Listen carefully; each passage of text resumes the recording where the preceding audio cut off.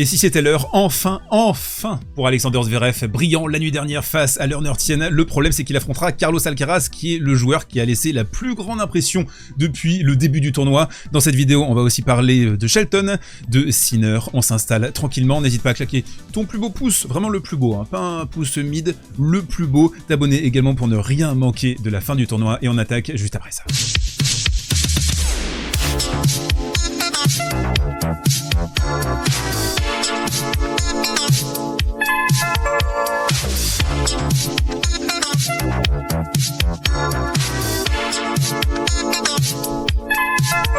Allez, on attaque avec le Carlos Alcaraz face à Alex de Minaur et le niveau de Carlos Alcaraz. Alors c'était pas un match parfait au service notamment, le pourcentage de première qui a pas été excellent, mais au niveau des transitions, au niveau de l'identification des attaques pour presser la défense d'Alex de Minaur, c'était juste prodigieux. Ici, il vient couper la balle, il identifie qu'il faut avancer, même si c'est pas une accélération qui est le long de la ligne. Non, c'est une zone plutôt neutre, mais il a compris qu'Alex de Minaur était déporté et qu'il fallait le presser, terminer le boulot. Un premier set accroché où Alex de Minaur a réussi à débriquer 2 fois, et notamment sur ce jeu à 5-3, alors que Carlos Alcaraz servait pour le gain de la première manche. On s'attendait à ce que Bip Bip conteste de temps en temps le service de Carlos Alcaraz. C'est l'un des meilleurs relanceurs du circuit, l'Australien, et ici notamment sur cette pourtant belle amortie déposée par Carlitos, une course non moins excellente de Bip Bip. Mais on va pas tourner autour du poteau rose. Le grand problème pour Alex de Minaur dans cette opposition, c'est que les choses qu'il fait excellemment bien, eh bien Carlos Alcaraz les fait encore mieux que lui. Donc ici par exemple,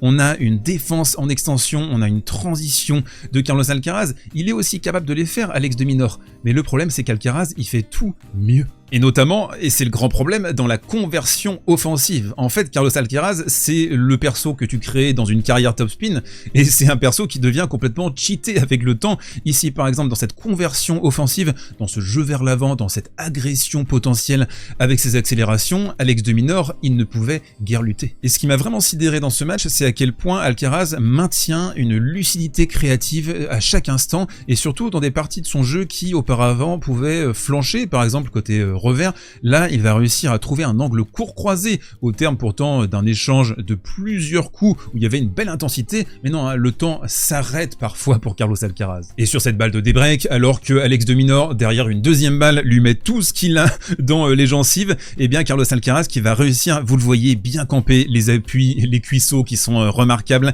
il va réussir à rediriger la balle exactement dans le positionnement de Alex de Minaur, qui du coup est un peu paniqué, doit faire un coup défensif en demi-volée et forcément perd le point. Le niveau était donc par instant looney-tunesque, si je peux me permettre, et surtout il a réussi avec un travail acharné, on peut l'imaginer, à corriger certaines de ses failles, et notamment sur dur. On peut penser par exemple à cette séquence où Carlos Alcaraz est déporté sur sa gauche, doit défendre en extension avec son revers. Ça à l'époque, typiquement, il envoyait une merguez désabusée en plein milieu du filet. Non, là désormais de plus en plus, je trouve, il arrive à réinjecter du volume, à trouver de la longueur, à stabiliser les échanges, et sur le tableau masculin depuis le début du tournoi, eh bien je trouve que c'est Carlos Alcaraz d'assez loin qui présente la meilleure impression. Et je crois, sans trop me planter, qu'Alex de Minaur est d'accord avec moi. Carlitos Alcaraz qui affrontera Alexander Zverev, qui a livré une performance, mesdames et messieurs, mes très chers GOAT, une performance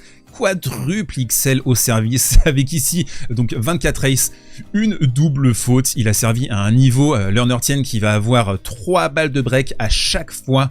Alexander Zverev va trouver une première balle, il ne reverra jamais la couleur d'un deuxième coup de raquette. 72% de première, 76% derrière, manifestement avantagé par les conditions indoor. Ici, vous le voyez encore dans ses œuvres avec un petit baobab. Je voulais vous montrer cette petite image parce que je la trouve très intéressante. Learner Tien, vous le voyez, est décroché à 5 mètres de sa ligne. Il a essayé de naviguer, de se rapprocher de sa ligne, de décrocher de temps en temps. Là, on est sur une deuxième balle et Sacha qui va envoyer un kick du chétan ici, ça va rebondir là, et regardez à quel point ça monte. On a Learner Tien qui doit frapper ce revers très largement au-dessus de sa tête, très difficile ça. Et de son côté, même si Learner Tien a progressé sur son service, il ne pouvait pas lutter, même si on le voit sur ce graphique, il a progressé au niveau de sa vitesse moyenne derrière sa première balle. Nonobstant, beaucoup de crédit à donner à Learner Tien qui a su étirer ce combat, remporter le tie-break de la deuxième manche avec un coup droit de Zverev sur le point précédent en +1 qui va va légèrement queener, et ici une aspiration Dysonesque de Lerner Tien qui va parfaitement lire cette trajectoire et passer le phasme allemand. La jeune pépite américaine qui néanmoins va manquer de temps dans ce match, il va complètement exploser dans le troisième set. Là ici par exemple 2 doubles fautes et Zverev qui va s'engouffrer dans la brèche avec un sublime retour, jusqu'à même s'octroyer une balle de 7 dans la quatrième manche, encore une fois sauvé par un missile sol-sol de Sacha Zverev. Ici hop, paf. Et le deuxième instant décisif que Lerner va manquer, c'est le tie-break de la quatrième manche avec des fautes dans tous les sens, une hémorragie absolue et Sacha Zverev qui se qualifie pour les demi-finales au terme d'une performance XXL. En flash, désormais, le 8e de finale de Yannick Sinner qu'on n'a pas couvert sur la chaîne. Je voudrais pointer à quel point déjà Darderi sur 10-15 minutes à la fin du troisième, c'était Darderi Prime, un niveau juste colossal avec des accélérations brutales. Et moi ce qui m'a impressionné, c'est toujours avec Sinner la gestion des temps faibles, à quel point il arrive à fermer les écoutilles, à trouver des premières balles, à être ultra clutch et à s'éviter un quatrième set alors que physiquement on était simplement à 2 heures de jeu.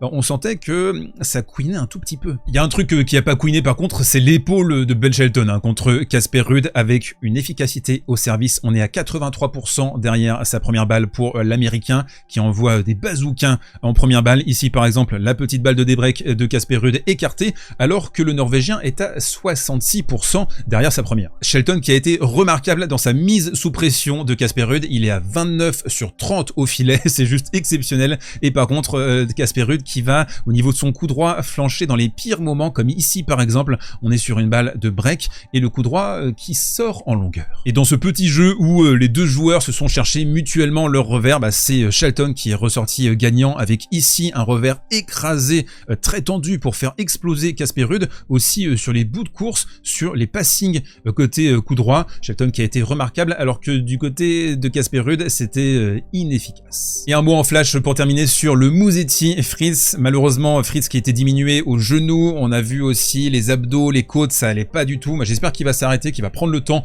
de revenir à 100%. Et de son côté masterclass de Musetti au niveau des déplacements, il a attiré Fritz au filet, il l'a écartelé au maximum. Ici on voit un superbe contre-pied avec ce revers tiré tel un arc. Le coup droit de Lolo Lamusette qui a lui aussi progressé. Le service, c'est un joueur qui commence à avoir un sacré package désormais. Est-ce qu'il peut battre Novak Djokovic sur son terrain à l'Open Australie cette nuit? Eh bien, on va essayer de répondre à la question. Car c'est le blockbuster espéré de la nuit entre Lorenzo Musetti et Novak Djokovic. Ce sera à 4h30 du matin, c'est sans pitié l'Open d'Australie. Et ce coin prono est sponsorisé par les Winamax de Winamax. Vous avez un lien dans la description, jusqu'à 100 € remboursés en cash sur votre premier pari. Vous avez aussi le code SV10 toujours actif. Et pour 1 € simplement déposé sur un compte Winamax, vous avez accès au match en streaming. L'offre, elle est pour les majeurs. Alors on regarde justement les cotes de cette rencontre. Lorenzo Musetti qui n'a battu qu'une seule fois Novak Djokovic, jamais sur dur, bien entendu. On est à 3,45 versus 1,33. Il y a un secteur qui va être super important dans ce match, c'est le service de Novak Djokovic qui a beaucoup moins joué que Lorenzo Musetti qui est au congélo depuis son 3e tour. Il n'a pas joué de 8e de finale face à Jakub Mensik qui s'est blessé. On a des armes du côté de Musetti, on a parlé de son service, on a parlé de son agression en coup droit. Il faudra être très proactif, même s'il est excellent en défense. On a tous encore en tête, je crois, cette finale sublime à Athènes en fin d'année dernière. Moi, je repense surtout à la masterclass que Novak Djokovic avait livrée à Miami il y a quasiment 1 an maintenant, avec un gros service, avec des +1 ultra agressifs. Et je pense que ce sera encore le game plan de Novak Djokovic. On a envie de partir forcément sur Novak parce qu'il est grand favori de cette rencontre, mais je ne serais pas surpris que Lorenzo Musetti étire ce combat en 4-7, en 5-7, et puis on pressent aussi que c'est un peu, je trouve, l'heure de Lorenzo Musetti qui joue à un niveau phénoménal. Novak Djokovic, il a bientôt 39 ans, mais attention, lui aussi, il est dans des dispositions physiques, il est ultra concentré depuis le début de ce tournoi, il est en mission, il a envie de rejouer Sinner et Alcaraz en Grand Chelem, donc on va rester sage, et donc on va rester sur le set de Lorenzo Musetti penalty. Je vais partir aussi sur le set de Ben Shelton face à Yannick Sinner, qui a montré des petits signes de fatigue, hein, évidemment, sur le match contre Speediri. Il était au bord de l'asphyxie, mais aussi sur la fin, j'ai trouvé de son match contre Darderi. Ben Shelton sur un set, sur un tie-break, je pense qu'il peut le faire. Après, pousser Yannick Sinner sur un gros combat, tenir la balle, la tolérance au rallye, la tolérance sur son revers, je pense quand même que ça risque d'être difficile. Donc je vois les favoris s'imposer. Donnez-moi votre pronostic dans les commentaires et on se retrouve demain pour en parler. D'ici là, portez-vous bien, prenez soin de vous et mangez vos pieds. J'étais en train de faire le montage et je me suis dit mince, j'ai oublié de vous dire que dans l'espace short de la chaîne, vous avez un petit jeu concours, alors n'hésitez pas à aller checker ça.